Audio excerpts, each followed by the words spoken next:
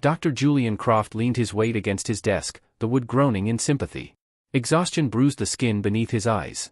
The Sith tweed jacket he wore testified to a week spent sleeping in his office chair. Today his voice rasped, worn from 18 hours of calls with Vesan diplomats. "We're discussing a real-world case study in cultural misinterpretation." His xenocultural studies class sat in rapt silence. Even the usual troublemakers kept to themselves. The story about the incident had already saturated the campus network. Dr. Croft tapped his flex screen, the projection wall illuminated, displaying a document dense with text and hand-drawn sketches. "This is Scholar Initiate Fantasia Shakeen's preliminary field report from yesterday's unscheduled cultural immersion." A few students whispered. Everyone had heard about the missing Vesan exchange student and how the storm had grounded the search party because every hover vehicle in a 10-mile radius had iced over. The Vesan mandate requires detailed observational reports. Dr. Croft scrolled through pages filled with dense script and annotated diagrams. He stopped at a highlighted section, enlarged it, and read aloud. "The most disturbing human ritual involves their daily reanimation cycle. Each morning humans deploy a high-frequency acoustical weapon that forces dormant humans back to consciousness through sustained auditory assault." Someone in the back row snorted. Dr. Croft's glare froze the student. "The device," he continued reading from the report with a dramatic flair, "emits a piercing rhythmic tone calibrated to bypass the human's natural hearing dampeners during their vulnerable rest state. The frequency appears specifically engineered to cause maximum disorientation. Upon activation, the affected subject remains unresponsive for several seconds, trapped in the paralytic stage between unconsciousness and waking awareness. Then, with violent suddenness, the subject reanimates. In every observed instance, the human immediately strikes the device with a bare appendage, silencing it with a concussive blow." Dr. Croft paused. Every student leaned in. Scholar Initiate Fantasia concludes this section with a question. He looked up at his students. She asks, "Why do humans require forced daily reanimation? Do they die each night? If so, why have other species remained silent on this extraordinary biological vulnerability?" From the third row near the window a laugh burst forth, a genuine unrestrained sound that ricocheted off the walls. Cody Acosta bent in half, his shoulders quaking. Tears blurred his vision as he struggled for breath. The entire class turned to stare.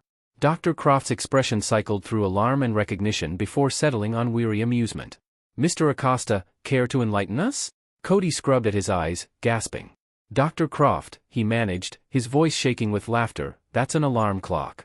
24 hours earlier Cody Acosta stood outside Pinehurst Interspecies Academy's main entrance, hands buried in his hoodie pockets, watching his breath fog in the sudden cold snap. The weather forecast had promised clear skies, a lie the descending polar vortex made obvious. Dr. Croft materialized at his elbow, clutching a flex screen and looking harried. "Of course, last-minute briefing. Hit me. Your partner is a Vesan. 3-foot personal space bubble. Deliberate movements only. Avoid direct gaze during formal greetings, sustained eye contact implies aggression. And," he glanced at his flex screen, "this polar vortex is kicking up serious EM interference. Keep an eye on her translator implant, they're susceptible to atmospheric noise." "Got it. Be chill. Look away. Watch for tech failures." Cody shifted his weight. "Anything else? Try to maintain stellar peace." "What's the fun in that?" Dr. Croft let out a long weary sigh. He hurried back inside as a school transport touched down in the parking area, kicking up snow flurries. The door hissed open, a figure emerged. Fantasia Shockwin stood about 5 feet tall, wrapped in standard-issue thermal gear that emphasized her slender avian frame. Downy feathers ranging from deep indigo to silver covered her face and hands.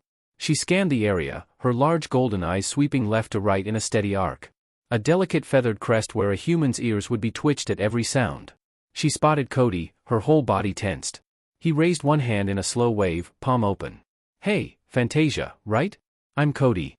Her translator implant, a small device nestled near her crest, flickered. A moment later she spoke, each word clipped and distinct. "Greetings, host-designate Acosta. I am Scholar Initiate Fantasia Shockwin. I anticipate a productive exchange of cultural knowledge." Cool, Cody grinned. "You can call me Cody.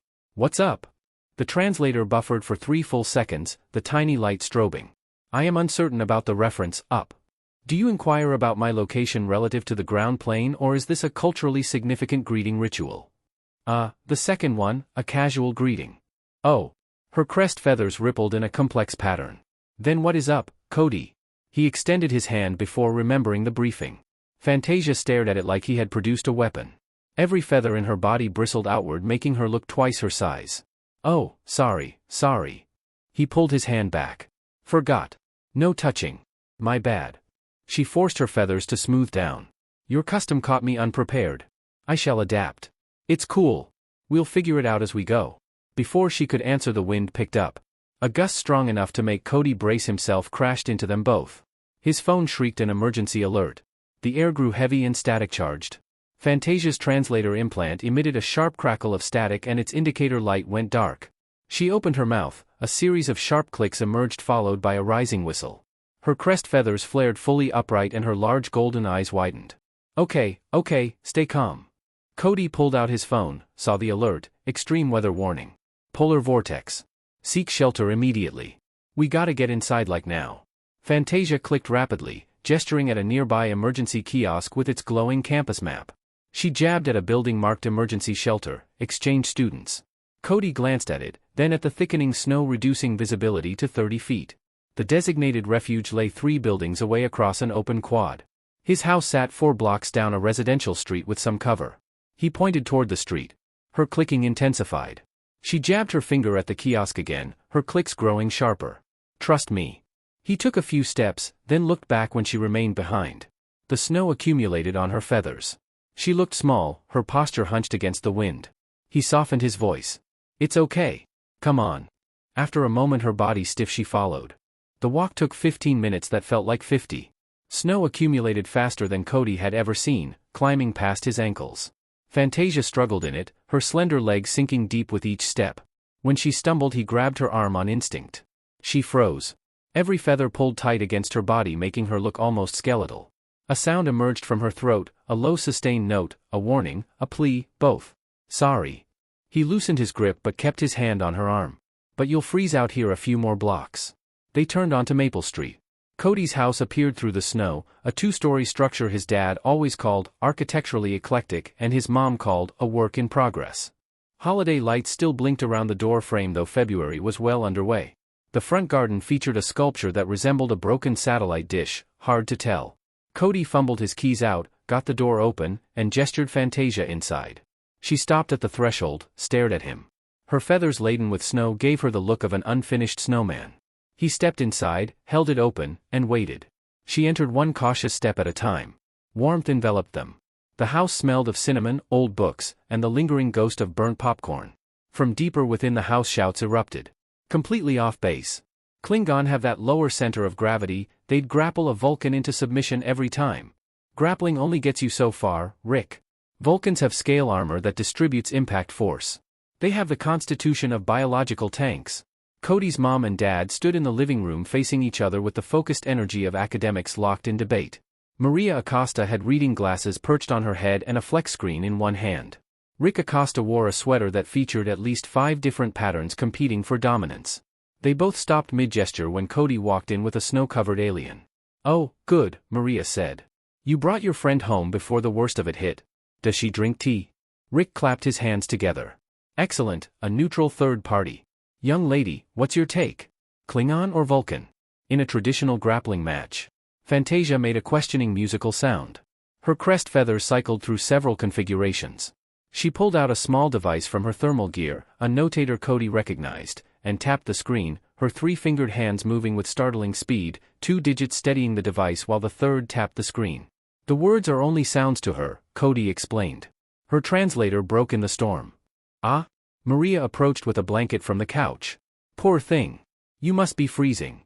Fantasia watched her, her enormous golden eyes unblinking.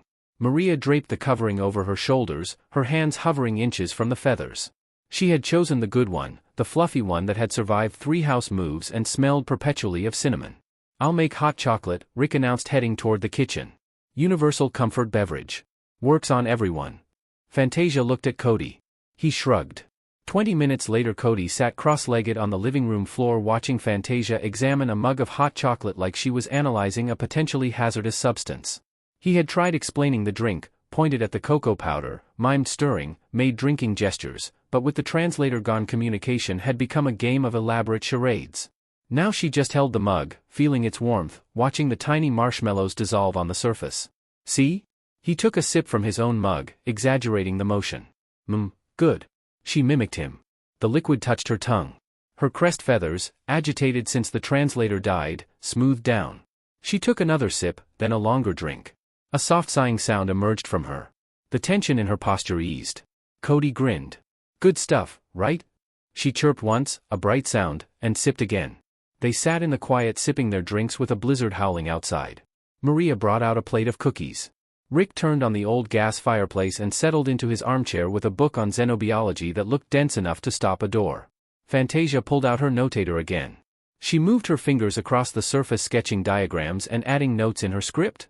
Cody caught glimpses of her screen, detailed drawings of the living room layout, notes in a script that looked like musical notation had gotten into a fight with geometry and several question marks. His phone buzzed, a message from Dr. Croft, "Where are you?" "Fantasia's missing from the shelter. Call me."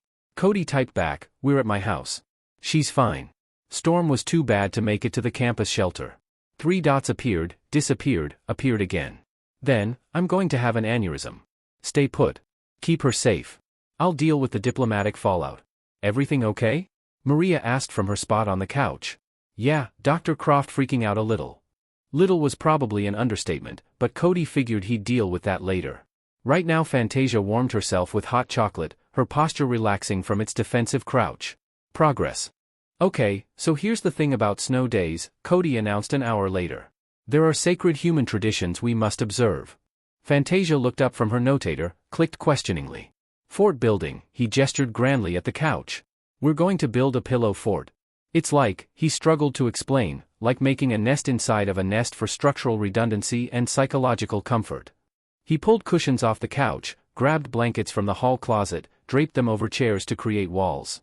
Fantasia watched, tilting her head, her crest feathers fluttering. She typed something on her notator. Cody kept building, using the coffee table as a central support pillar, creating a rough dome shape. "See, you crawl inside. It's dark and cozy and somehow it makes everything better. The psychology behind it is too complex to explain. Humans have done this since we figured out how blankets work." He paused, realizing his structure lacked an entrance. "Okay, design flaw. Give me a second." Fantasia stood. She circled his construction, her sharp golden eyes cataloging every detail, then moved to a blanket. She adjusted the drape angle of a blanket, shifted a supporting chair 2 inches to the left, and folded the fabric back to create an entrance flap. "Oh, that's way better." Cody tested her modifications. The whole structure felt more stable. "Huh? You're like an engineering savant or something." She made a series of ascending clicks that sounded pleased. When he gestured for her help she joined in. The two of them worked in silence. She had a knack for load distribution and he for maximum coziness. Together they built a stable, inviting structure of cushions and blankets. "And now," Cody said with appropriate ceremony, "we enter the sanctum." He crawled inside. Fantasia paused at the entrance, then followed. The interior was dim and womb-like. Cody pulled out a string of battery-powered fairy lights, thanks to Mom's decorating hoarding, and draped them along the blanket walls. A soft blue radiance filled their fort. Fantasia's feathers, tense all day, went flat. She looked boneless, settling into the cushions with a long exhale. Cody lay back on a pile of pillows. "Yeah, gets you every time." She pulled out her notator, typed a full minute, then sketched the fort structure adding notes with question marks underlined 3 times. "Making a report?" He took her click as a yes. "What's it say about me? That I'm a brilliant fort architect, a marshmallow savant?" More typing and an amused sound. They stayed in the fort's quiet for an hour listening to the blizzard outside. The house creaked and settled. Maria came by once to take a picture cooing about how cute they looked. Rick shouted a question about whether Fantasia wanted dinner. When Cody translated through gesture she clicked affirmatively. Dr. Croft paced his office at 3 in the morning holding his phone to his ear listening to yet another Vesson official explain how seriously the mandate took the welfare of their scholar initiates. "I understand," he said for the 15th time. "Yes, we vetted the human family. Yes, the evidence points away from a kidnapping. Yes, I'll have a full report by morning." He hung up, rubbed his temples, and groaned. His phone showed 18 missed calls, 12 urgent messages, and a video from Headmaster Anderson that he lacked the energy to watch. The security log showed Cody Acosta walking off campus with Fantasia Shockwin right before the storm hit. The kid operated on impulse, a trait that led him to stumble into the right answers for the wrong reasons. Dr. Croft tried calling Cody's house, the local network was still down. He'd even authorized an emergency thermal drone which had iced over and dropped from the sky 100 yards from the launch pad. He pulled up the emergency protocols. The storm had grounded all school vehicles until it passed. The roads would remain blocked until dawn at the earliest. Search and rescue focused on actual emergencies rather than on one teenager who had taken an alien home as if she were a lost kitten. Waiting was his only option. He could only imagine the diplomatic nightmare if anything went wrong and paced. He had to hope Cody's luck held for one more night. Cody woke to find Fantasia standing before his bookshelf, tilting her head as she examined the spines. "You okay?" He sat up, scrubbed at his eyes.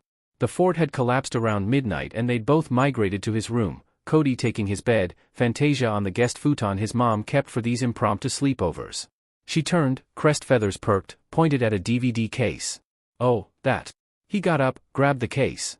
The Thing, classic horror movie. Well, remake of a classic. Still good though. "You want to watch it?" She clicked, tilted her head, and he took that as a maybe. 20 minutes later they were back in the reconstructed fort. Fantasia had insisted on reinforcing the support structure, with Cody's tablet projecting the movie onto a blanket wall. He brought popcorn which Fantasia had sniffed, tapped, and nibbled before eating half the bowl. The film started. The film's creature did its work, which is to say it terrified Norwegian scientists and then American scientists in creative grotesque ways. Fantasia watched, her body still, her gaze fixed on the screen. During the first transformation scene where the dog creature splits open and becomes a nightmare of tentacles and teeth, she leaned closer. Her crest feathers remained flat, relaxed even. When the humans on screen screamed and ran, she made a sound that Cody would swear was laughter. "Wait, you think this is funny?" She tapped her notator, then angled the display so he could see. The translation app showed her notes: predator. Inefficient. Loud. Visible. Ambush predator successful when silent and camouflaged. This creature theatrical but lacks tactical advantage. Huh? You're critiquing the monster's hunting strategy. She added more notes including a sketch of a vescent predator. It looked like a cross between a praying mantis and something from a fever dream, with limbs that bent backward at the joints and a description that mentioned silent approach and strike from a blind spot. Okay, yours is way scarier. The jump scare happened, the defibrillator scene. Cody flinched. Fantasia, startled by the sudden movement, made every feather in her body spike outward in an instant threat response. They looked at each other. Cody laughed at himself, at the movie, at the whole absurd situation. After a moment Fantasia's feathers moved down and she made those bubbling clicks again, her laughter, different from his but laughter all the same. They finished the movie making fun of the monster's impracticality and the human's terrible decision-making. Fantasia took extensive notes on performative fear behaviors and entertainment through assimilated terror. When it ended, Cody pushed his messy hair off his forehead. "Well, almost midnight. We should probably sleep." She chirped agreement but pulled him toward the kitchen first. "You want something?" She pointed at the stove and mimed holding a stick over a flame. "You want to make s'mores?" He had shown her a picture earlier trying to explain campfire traditions. "Yeah, okay. We can do stove s'mores. Mom would be fine with it."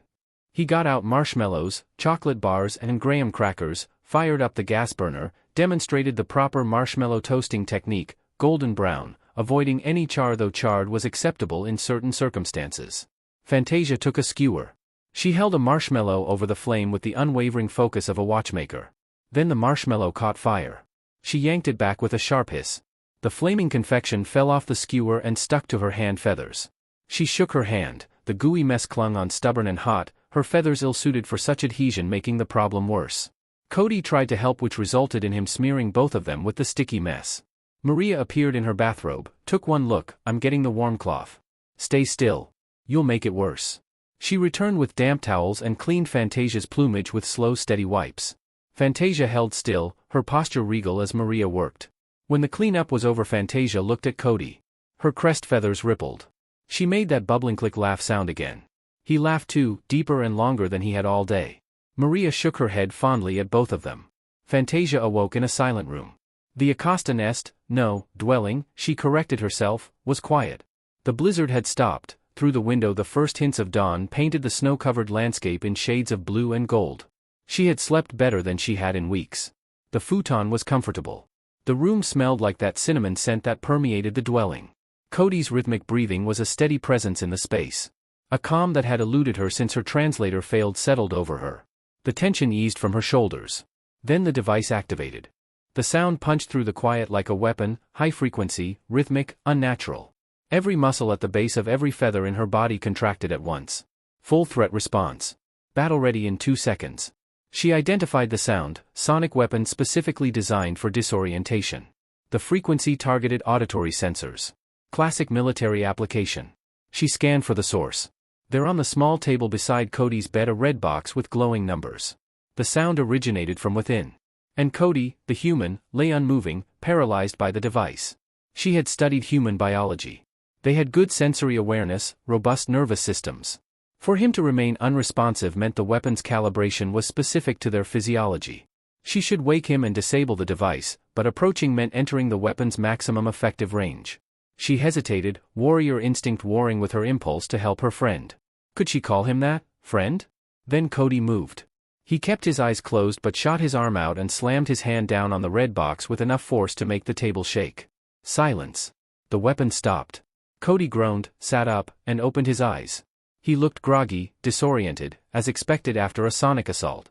He blinked several times, yawned, and pushed his messy hair back. His gaze found her. She must have looked alarmed. Every feather stood on end, making her appear twice her normal size. Her breathing came fast and shallow. She gripped the futon's edge hard enough that her knuckles felt strained. Cody glanced at the clock, then back at her. His expression shifted from groggy to sheepish. He pointed at the clock, then at his eyes, made a gentle waking up gesture, miming opening eyes and stretching. The alarm clock. It woke him. He had been sleeping deep in slumber. The device was designed to wake sleeping humans through acoustic assault. This was intentional. This was normal. She pulled out her notator with trembling hands and typed. Breakfast was a quiet meal filled only with the clink of forks. Rick made pancakes shaped like various alien species. Fantasia recognized few of them but appreciated the effort. She ate with deliberate bites, averting her gaze from the alarm clock sitting on the kitchen counter as if it were an innocent appliance instead of a perpetrator of acoustic warfare. Cody's phone had regained service. He scrolled through a torrent of messages from Dr. Croft, each more panicked than the last. "Yeah, we're going to be in so much trouble," he said mildly, "but at least you're alive and stuff, so that's a win." Fantasia's crest feathers twitched. He pointed at his phone, then at the door. "Yeah, we should probably head back. Roads are clear." "Well, clearish." He stood and grabbed his jacket. "Thanks for the pancakes, Dad. Anytime you want to bring an alien home during a blizzard, son, our door's open." "Rick," Maria said reproachfully, though she smiled. The walk to Pinerist Interspecies Academy took 30 minutes. The world looked transformed. Snow covered everything and sunlight made the new landscape glitter. Fantasia stopped several times to stare, her earlier tension gone. They walked in silence. Cody walked at her pace, and when she slipped on ice he steadied her. She let him. The academy loomed ahead. Through the windows people moved, lights blazed in every classroom. Normal had returned. Fantasia looked at Cody. He returned her gaze. For a moment they both hesitated at the entrance. Then Cody shrugged. Might as well get it over with. They went inside. Dr. Croft spotted them immediately. He moved faster than Cody thought possible for a man running on 30 hours of wakefulness. He grabbed Cody's arm with a firm grip and steered him away from the crowd of students gathering to gawk while a medtech intercepted Fantasia, her voice low and calm as she guided her toward the medical wing. She looked back at Cody once. He gave her a small wave. She gave a soft click then disappeared down the hallway. Dr. Croft's office felt smaller than usual. He shut the door with a click that sounded final. "Do you have any idea," he said, "what the last 18 hours have been like? Do you have any concept of what diplomatic incident means?" "She was safe," Cody said. "I kept her safe." "You're missing the point. The point is protocol. The point is with her translator down you took her home instead of the designated shelter. The point is I spent all night on calls with Vesson officials who wanted to know if we'd kidnapped their scholar initiate. Did you tell them I made her esmores? Because that seems like a weird thing for a kidnapper to do, making esmores." Dr. Croft pressed his hands to his face, made a sound that was half laugh half breakdown. "You're going to give me an ulcer." "I'm sorry. I doubt that." "Yeah, you're right. I'd do it again." A moment passed. Outside the academy bustled with students. Normal reasserted itself. After a moment Dr. Croft looked up. "She's okay. Actually okay. Yeah, we built a fort, watched a movie. She thinks our horror films are funny because the monsters are tactically incompetent. She thinks," Dr. Croft stopped, shook his head. "Of course she does. Vessons have native predators that make our nightmares seem tame. She drew me one. Drawing was pretty metal." "I'm sure," he sighed. The Vesson liaison wants her preliminary report protocol and then we'll all sit down and figure out what happens next. Will you expel me? No, but there will be consequences. Dr. Croft pulled up something on his flex screen. Go to class. We'll address this later. Cody stood, headed for the door. Acosta. He turned. She was safe, right? You took care of her. Yeah, Scout's honor. Since when are you a scout? Probably should have been. I'm great at camping. Dr. Croft made a shooing gesture. Cody left grinning. Fantasia sat still while the medical technician examined her translator implant. Just a reboot and diagnostic, the tech said. Happens all the time with these atmospheric EM spikes.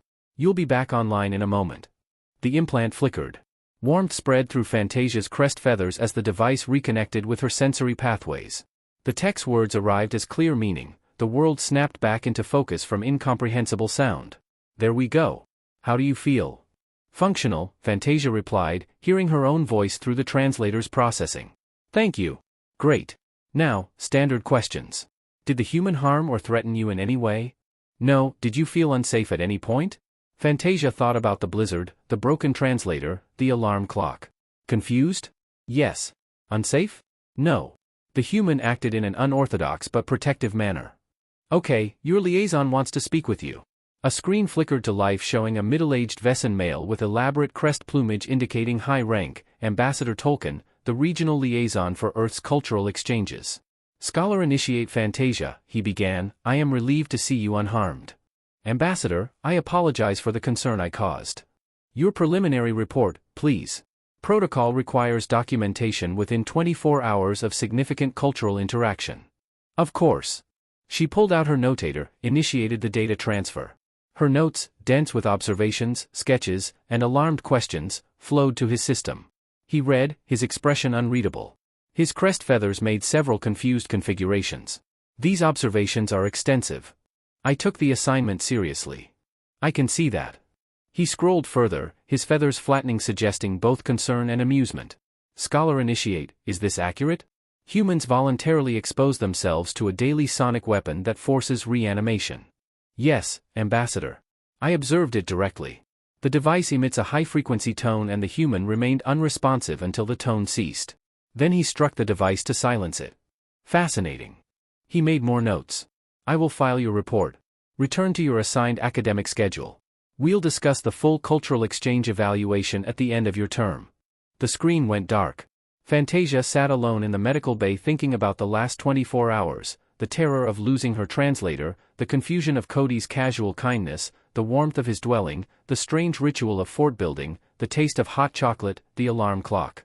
She pulled up her report on her notator, read through it with fresh perspective. Every observation was accurate, but the tone, alarmed, confused, almost panicked, made her wince. She had documented human behavior as if they were a hostile species with incomprehensible customs. In truth, Cody had been trying to help. She added an addendum to her report, preliminary observations made under conditions of communication failure and environmental stress. Further investigation required. Human subjects' intent was consistently protective though methods were unorthodox. Recommend expanded cultural immersion to correct misinterpretations. Then, after a moment's thought, she added, the esmores were delicious. Inquiry, does this classify as a bonding ritual? After a morning of medical checks and diplomatic debriefings, Cody trudged into his fourth period Xenocultural Studies class exhausted. He slid into his usual seat near the window and adopted an innocent expression. Fantasia sat at the front 3 rows ahead. He hadn't seen her since the med tech had led her away. She looked the same, feathers groomed, posture straight, crest feathers in formal neutral. Dr. Croft cleared his throat. The class settled. Today, he began, we're discussing a unique real-world case study in cultural misinterpretation. Oh no. This concerns events from the last 24 hours. Dr. Croft pulled up a document on the projection wall. Scholar Initiate Fantasia Shaquin filed her preliminary field report this morning. With her permission, we'll use it as our primary text. Cody slumped in his chair. This would be bad. The document filled the screen, dense text, elaborate sketches, extensive annotations. He recognized his living room rendered with photographic accuracy, his parents captured mid-argument about alien wrestling, the fort shown from multiple angles with notes about redundant nesting structures and psychological comfort. The class leaned forward reading. Scholar Initiate Fantasia recorded her observations with a field researcher's eye, even with her translator down, Dr. Croft said. He scrolled through the report, paused at a section labeled Alarming Human Rituals. Here's where it gets interesting. He projected the text larger. I'm going to read this section verbatim. Please hold questions until the end. He read, the most disturbing Terran ritual involves their daily reanimation cycle. Each morning humans deploy a high-frequency acoustical weapon referred to in my host dwelling as an Earth sonic device that forces dormant humans back to consciousness through sustained auditory assault. Someone giggled. Dr. Croft silenced them with a look. The device emits a piercing rhythmic tone calibrated to bypass the human's natural hearing dampeners during their vulnerable rest state. The frequency appears specifically engineered to cause maximum disorientation. Upon activation, the affected subject remains unresponsive for several seconds, trapped in the paralytic stage between unconsciousness and waking awareness. Then, with violent suddenness, the subject reanimates. In every observed instance, the human immediately strikes the device with a bare appendage, silencing it with a concussive blow. The class lost it. Laughter erupted from every corner. Someone in the back shouted, "She thinks we die each night." Cody gave into it. He laughed a full uncontrollable laugh that shook his shoulders and made his eyes water. Dr. Croft waited for the laughter to die down. Mr. Acosta, care to clarify for Scholar Initiate Fantasia? Cody scrubbed at his eyes, trying to control himself. Dr. Croft, he managed, his voice still shaking, that's an alarm clock. Another wave of amusement. Fantasia's crest feathers cycled through several configurations before settling into a posture of acute embarrassment. Exactly, Dr. Croft said. An alarm clock, a mundane household device used by millions of humans to wake up on time. But to Scholar Initiate Fantasia, with her own context, it appeared to be a weapon designed to force daily reanimation. He pulled up another section. She also notes with concern that humans build redundant nesting structures with minimal structural integrity but maximum psychological comfort, refers to hot chocolate as a bonding beverage of unknown composition, and classifies esmores as a potentially sacred ritual involving controlled combustion and sugar compounds. The class was howling now, but Dr. Croft raised his hand for silence. Here's the lesson, he said. Everything we do, every custom, every habit, every mundane routine, looks bizarre from the outside. Fantasia's work was thorough. She observed accurately. She documented her findings. She lacked the context to interpret those observations. He looked directly at Cody. And Mr. Acosta, despite breaking a dozen protocols, demonstrated that cultural exchange is more than following procedures. It's about showing up, being kind, and sharing your world when words fail. Cody felt his cheeks grow warm. Dr. Croft was complimenting him. That was a bad sign. Both of you will report to my office after school, Dr. Croft added. Your actions remain a serious breach of protocol. But he almost smiled. Well done, both of you. The cafeteria buzzed with gossip after class. Everyone wanted to hear about the blizzard, the alarm clock, and the mysterious sacred human rituals. Cody grabbed his lunch tray and scanned the room. Fantasia sat alone near the windows dissecting a salad, separating each vegetable into a neat pile. He walked over, stood beside her table shifting his weight. Mind if I sit? She looked up. Her translator caught the nuance now, delivered his tone along with his words. Please. He sat and unwrapped a sandwich. They ate for a moment, the cafeteria's sounds filling the space between them. So, Fantasia said after a moment, her tone dry and exact, an alarm clock. Yeah, sorry it freaked you out. I documented it as a reanimation weapon. I know. I heard. He grinned. Your report was pretty intense. I stand by my observations. You did strike the device with violent force. We call that hitting the snooze button. An essential human skill. Her crest feathers did that almost laugh shimmer. I see. And the fort. Fort Asta. Greatest architectural achievement in the 21st century. Your structural engineering was adequate. My modifications improved overall stability by 42%. Absolutely. You made it work. They ate in comfortable silence. The previous tension gone. Around them the cafeteria chaos continued, students arguing, laughing, living their lives. The blizzard was yesterday's news. New dramas took center stage. Fantasia's feathers lay flat and relaxed. Cody noticed she had saved the marshmallows from her hot chocolate at breakfast and brought them for dessert. So, he said, Dr. Croft mentioned detention after school together. He assigned us joint responsibility for cleaning the xenobiology bacterial culture tanks. 1 month. That's a long time.